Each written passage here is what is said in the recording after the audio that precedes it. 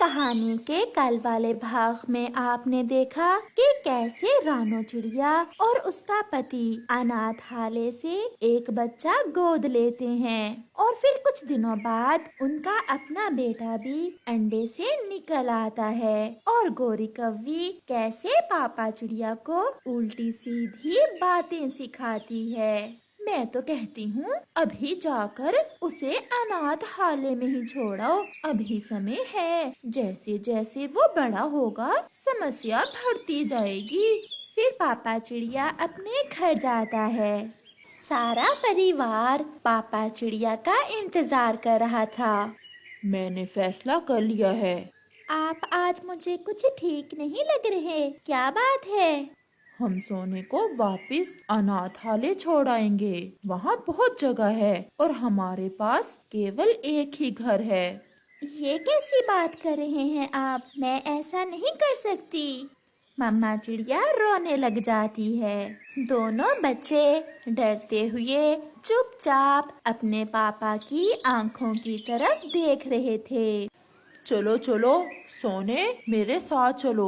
बेटा, मैं आपको आपके असल घर में छोड़ आता हूँ। अगर मुझे वहीं छोड़कर आना था तो आप मुझे वहाँ से लाए ही क्यों थे? क्यों मुझे खुशियाँ दी थी? अगर छीन ही लेनी थी। मैं माँ के बिना रह लूँगा, आपके बिना रह लूँगा, मगर मैं भाई के बिना कैसे रहूँगा वहाँ? वहाँ छोटे जैसे और भी पक्षी हैं और वैसे भी छोटा आपका सगा भाई थोड़ी है। पापा, प्लीज प्लीज पापा, मेरे भाई को मुझसे दूर ना करें। मैं मर जाऊंगा भाई के बिना। किसी की ना सुनते हुए पापा चिड़िया सोने को साथ लेकर अनाथालय जाता है और उसे वहां छोड़ आता है। आज रात पापा चिड़िया अपने मन से शर्मिंदा तो था, मगर वो खुद को सही साबित करने के लिए वही गोरी की बात अपनी पत्नी से कहता है। एक घर है हमारा, कल इसमें हमारा सगा बेटा रहता या वो पराई संतान। मगर मामा चिड़िया कोई जवाब नहीं देती। वो अपने छोटे बेटे को सीने से लगाए रो रही थी। अगर मुझे पहले पता होता तो मैं भाई से कुछ बातें ही कर लेता। ये सब बहुत अचानक किया पापा आपने। मम्मा, क्या बड़े जो चाहें वो कर सकते हैं? क्या छोटों को किसी फैसले का अधिकार नहीं होता?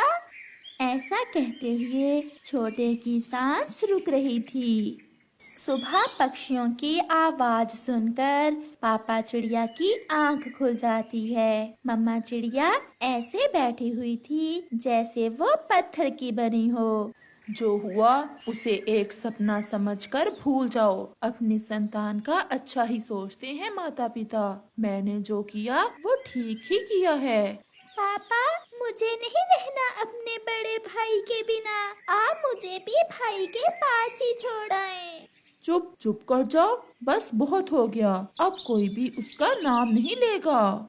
ऐसा कहते हुए पापा चिड़िया अपने घर से निकल जाता है। वो सीधा नदी पर जाता है। कुछ पक्षी किस्मत वाले होते हैं। वो बच्चा आपके लिए खुशियाँ लेकर आया था। उसके आ जाने से ही ऊपर वाले ने आपको और बेटा दिया। आपने गलत किया है जो उसे वापस अनाथालय छोड़ आए। यार कबूतर, पराई संतान कब अपनी बनती है। मानो प्यार और मोहब्बत के रिश्ते अपनों से बढ़कर होते हैं। मैंने देखा है कि कई बार आपकी सगी संतान भी बढ़ापे में आपका सहारा नहीं बनती। ये सब भाग्य की बात होती है। वो ऐसे बैठे हुए थे कि कालू कौवा दौड़ता हुआ आता है। मानो मानो, जल्दी चलो, तुम्हारे घर की छत गिर गई है। जल्दी चलो। मेरा बेटा तो बच गया है ना। ऐसा कहते हुए वो सब वहाँ से भागते हैं। मैं ठीक हूँ, छोटू भी ठीक है। हम अभी घर से बाहर निकले ही थे कि घर की छत गिर गई। छोटू मेरे बेटे, मेरी जान हो आप, कहीं चोट तो नहीं आई? मैं ठीक हूँ पापा, मम्मा के पंख पर चोट आई है। नहीं, मैं भी ठीक हूँ। चलो मानो, लकड़हारे पक्षी के पास जाते हैं और घर की छत की मरम्मत करवा लेते हैं। चिड़िया बहन, आप छोटू को साथ लेकर मेरे घर आ जाएं। मानो और कबूतर भी लकड़हारे पक्षी को साथ ले आते हैं, जो कुछ ही देर में मानो के घर की छत की मरम्मत कर देता है। मैंने नए कील लगाकर छत को मजबूत कर दिया है। बाकी और कुछ काम है तो वो भी देख लें। मैंने सब देख लिया है। फिर वो लकड़हारा पक्षी वापस चला जाता है। रात हो जाती है। मुझे भूख नहीं है, मैं फिर खा लूंगा। बेटा, सब भूल जाओ। जैसे वो आपको भूल गए, आप भी भूल जाओ। खाओगे नहीं तो जियोगे कैसे? मेरा भाई, मेरा छोटू मेरी आंखों के सामने आ रहा है। अगर वो आपका भाई होता तो कभी भी आपको अपने से जुदा न करता। आप उन सब के लिए पराए थे, साथ रहकर भी पराए ही रहे। देखो बेटा, यही समझो कि ये एक सपना था जो टूट गया। कुछ सपने टूट जाने से फिर कभी आंखों में नींद नहीं आती। मैंने ऐसा सपना देखा ही क्यों? मैं क्यों बना उस परिवार का हिस्सा?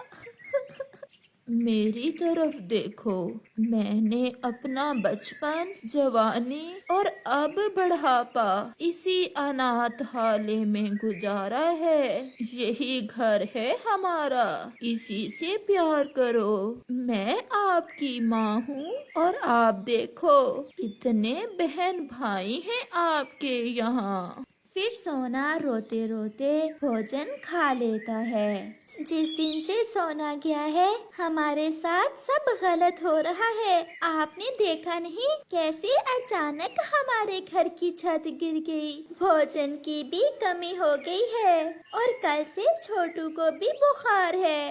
क्या छोटू को बुखार है? ऐसा कहते हुए पापा चिड़िया छोटू को अपना पंख लगाता है। छोटू का शरीर तो जल रहा है। मैं इसे अभी बुलबुल के पास ले जाता हूँ। फिर पापा चिड़िया अपने बेटे को साथ लेकर बुलबुल के पास जाता है। इसका बुखार बहुत तेज है। मैं ठंडे पानी की पट्टी करती हूँ। आंखें खोलो बेटा, आंखें खोलो। मेरा भाई आ गया है। कहाँ है मेरा भाई? छोटू, मेरे बेटे, आप रुकें। छोटू बेटे, क्या आपको अपने भाई के पास जाना है? मेरे भाई को मेरे पास ले आओ। मेरा भाई ला दो मुझे। मम्मा चिड़िया भी रोती हुई उनके पीछे आ जाती है। छोटू को अभी तक होश नहीं आई। छोटू मेरे बेटे, देखो आपकी मम्मा आई है आपको देखने। मम्मा, मेरा भाई कहाँ है? मेरे भाई को ले आओ। बच्चा अभी बहुत छोटा है, कोई बड़ा सदमा लगा है इसे। इसकी सांस रुक रही है। रानो, चलो मेरे साथ। कहाँ? अनाथालय। फिर पापा चिड़िया और मम्मा चिड़िया अनाथालय चले जाते हैं। एक ही तो दिल है, बार बार क्यों तोड़ना चाहते हो आप? ये बच्चा भी आपके बच्चे की ही तरह है। बहुत मुश्किल से संभला है ये। सोने, मेरे बेटे, अपने पापा को माफ कर दो। छोटू बहुत बीमार है, मेरे साथ चलो। सोना खामोश बैठा मम्मा चिड़िया की तरफ देखे जा रहा था। चलो मेरी जान, अगर आप ना गए तो पहले आपका भाई मरेगा और फिर बाद में आपकी मम्मा। फिर वह बच्चा जोर जोर से रोने लग जाता है। भाई, मेरा भाई। ऐसे मम्मा चिड़िया और पापा चिड़िया सोने को साथ लेकर बुलबुल की तरफ उड़ते हैं। छोटू की आंखें बंद थी। बुलबुल उसके पास बैठी हुई थी। भाई छोटू, मैं आ गया। भाई, मैं आ गया। ये सुनना था कि छोटू अपनी आंखें खोलता है और वो दोनों भाई एक दूसरे के गले लग जाते हैं। सब रो रहे थे। मैं जान गया मेरे बच्चों, मुझे पता चल गया कि प्यार का रिश्ता ही सबसे बड़ा होता है। मैं वादा करता हूँ मेरे बच्चों, हम हमेशा साथ रहेंगे, एक साथ। फिर वो परिवार फिर से अपने नए जीवन की शुरुआत करता है। जमीन से उड़ते समय पूरी शक्ति लगाते हैं और फिर जब पेड़ों से ऊपर चले जाएं तो अपने पंख फैला लेते हैं। फिर आहिस्ता आहिस्ता अपने पंख ऊपर नीचे करते हैं। ये तो बहुत आसान है, इस बार तो मैं उड़ लूंगा। मम्मा देखना, मैं आपसे ज्यादा ऊंचाई पर जाऊंगा। वो मम्मा चिड़िया अपने बेटे को ऐसे उड़ना सिखा रही थी। चिड़िया का बेटा कुकू अभी छोटा था। मम्मा चिड़िया को चिंता थी कि वो जल्द से जल्द उसे उड़ना सिखा दे। मम्मा मैं एक और ट्राई करूं? अगर महसूस हो कि आप नीचे गिर रहे हो तो नदी की दिशा में ना जाना, किसी पेड़ पर बैठ जाना। फिर चिड़िया का बेटा आहिस्ता आहिस्ता से ऊपर उड़ता है। इस बार वो काफी बेहतर उड़ रहा था। वो पेड़ से ऊपर चला जाता है। मैंने कर लिया, मैंने कर लिया। उड़ने में तो बहुत मजा आ रहा है। आज मम्मा बहुत खुश होगी। छोटा कुकू ऐसे उड़ता उड़ता पेड़ों की दूसरी ओर चला जाता है। आज मेरे बेटे की पहली उड़ान है। मेरा बेटा उड़ता हुआ कितना सुंदर लग रहा है। अब मेरा बेटा बड़ा हो गया है। चिड़िया ऐसे खुद से बातें कर रही थी। वो ये ना जानती थी कि उसकी ये खुशियाँ ज्यादा देर रहने वाली नहीं हैं, क्योंकि झाड़ियों में छुपा हुआ शिकारी उस पर नजर रखे हुए था। शिकारी अपना तीर चलाता है। चिड़िया की किस्मत में शायद यही कुछ था। निशाना ठीक चिड़िया के सीने में लगता है और चिड़िया अपने सारे सपने, अपनी सारी खुशियाँ, वो बातें जो वो अपने बेटे से करना चाहती थी, साथ ही अपने दिल में लिए मर जाती है। मैं पीछे से जाकर मम्मा को डरा दूंगा और फिर खूब हंसूंगा। मम्मा को तो विश्वास ही नहीं आएगा जब मैं दूसरी दिशा से जाकर मम्मा को दिखाऊंगा। चिड़िया का बेटा अपने मन में ऐसे सोचते हुए वापस लौटता है। मम्मा मम्मा मैं आ गया। परंतु जैसे ही कुकू अपनी मम्मा को छूता है, उसकी मम्मा तो खून से भीगी पड़ी थी। मम्मा, मेरी मम्मा, मेरी मम्मा, ये आपको क्या हो गया? मम्मा, आपकी ये चोट कैसे आ गई? मम्मा, बोलो ना मम्मा। देखो मैंने उड़ना सीख लिया है। आप मुझे ऐसे उड़ना देखना चाहती थी ना? मम्मा देखें। उसकी मम्मा कैसे जवाब देती? उसे तो उस जालिम शिकारी ने इतना समय बिना दिया था कि अपने बेटे से कोई आखिरी बात ही कर सके। शाम हो जाती है। कुकू शाम तक बैठा अपनी मम्मा के पास ही रोता रहता है। फिर एक बूढ़ी फाख्ता का गुजरते हुए कुकू पर ध्यान जाता है। वो बूढ़ी फाख्ता कुकू के पास आती है। बेटे क्या हुआ? आप क्यों रो रहे हो? मार दिया, मेरी मम्मा को जालिम शिकारी ने मार दिया। आज मैंने पहले दिन उड़ना सीखा था, परंतु मेरी मम्मा मुझे उड़ता ना देख सकी। बेटा चुप कर जाओ। अगर ऐसे रोते रहोगे तो जिंदगी का ये सफर कैसे कटेगा? हम मम्मा पापा को तो एक ना एक दिन अपने बच्चों को छोड़कर जाना ही होता है, कोई पहले तो कोई बाद में। ये संसार बहुत जालिम है। बेटा, शाम हो गई है, आप अपने घर चले जाएं, क्योंकि यहाँ हर तरफ खतरा ही खतरा है। अपनी माँ के बिना जीने का हौसला पैदा करो। अब आपकी मम्मा कभी लौट कर नहीं आएंगी।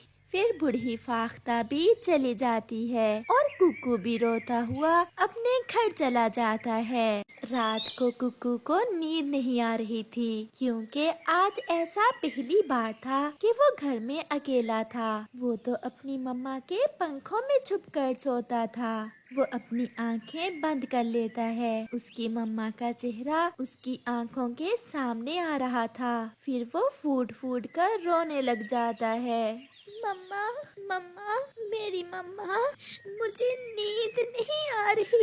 मम्मा, मेरे चोट लग जाती, आपको कुछ ना होता। मम्मा, मेरे पास आ जाओ। जंगल के सन्नाटे में उस छोटे चिड़िया के बच्चे की रोने की आवाज दूर दूर तक जा रही थी, परंतु कोई भी उससे पूछने नहीं आता कि वो क्यों रो रहा है। वो लंबी रात खत्म हो जाती है और कुकू भी कुछ संभल चुका था। वो ये जानता था कि जिंदा रहने के लिए सबसे पहला काम उसे भोजन की खोज करना सीखना है। कुकू अपने पड़ोसी कालू कौवे के घर की तरफ उड़ता है। चुप हो जा कुकू, चुप हो जा। हमें रात को ही पता चल गया था कि आपकी मम्मा मर चुकी हैं। भूख लगी होगी। बेटे, ये लो, ये दाना खा लो। मैं भूखा तो हूँ, परंतु आंटी, मैं आपके पास भोजन मांगने नहीं आया। मैं तो इसलिए आया हूँ कि मुझे भोजन की खोज नहीं आती। आप मुझे अपने साथ ले जाएं, ताकि मैं भी सीख सकूं कि भोजन कहाँ से मिलता है। कुकू की ये बात सुनकर गोरी से पहले कालू कौवा बोलता है। कुकू, तुम अभी छोटे हो, हमें तो भोजन लेने दूर दूर तक जाना होता है। हम तुम्हें अपने साथ नहीं लेकर जा सकते। अंकल, मेरी मम्मा ने मुझे उड़ना तो अच्छे से सिखा दिया था। उड़ने की बात नहीं है, हम जानते हैं तुम्हें उड़ना आता है। हमारी रफ्तार तेज है और आप हमारे साथ नहीं उड़ सकोगे। आप ऐसा करें, कबूतर के पास जाएं, कबूतर आपको साथ ले जाएगा।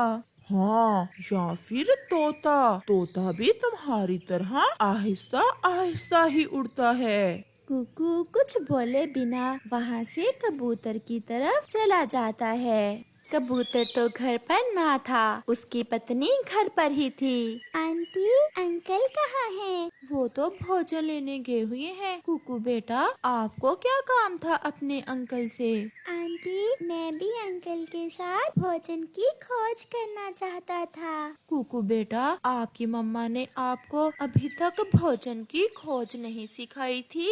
नहीं, मेरी मम्मा खुद ही भोजन ले आया करती थी। मम्मा मुझे साथ नहीं लेकर जाती थी। कुकू बेटा, आपके अंकल तो बड़े हैं और आप छोटे हो। आपको शायद ये नहीं पता कि हम कबूतर आसमान की ऊंचाई में उड़ते हैं और हम ऊंचाई से ही भोजन देख लेते हैं। आप इतनी ऊंचाई तक नहीं उड़ सकोगे। कौवे के पास जाना था। कुकू खामोश रहता है और वहाँ से चला जाता है। मुझे बहुत दुख हुआ बेटा आपकी मम्मा का सुनकर, परंतु बेटा, हम तोते तो लाल मिर्ची खाते हैं और वो आप खा नहीं सकते हो। वो तो बहुत कड़वी होती है। तो अंकल, आप मुझे साथ ले जाएं। आप लाल मिर्ची खा लेना और मैं अपना दाना ढूंढ लूँगा। बेटा, मुझे आपसे पूरी सहानुभूति है, परंतु मैं ऐसा नहीं कर सकता। मैं लाल मिर्ची किसान के खेत से चुरा कर खाता हूँ। अगर आप साथ होगे तो हम पकड़े जाएंगे और किसान बंदूक चला देगा।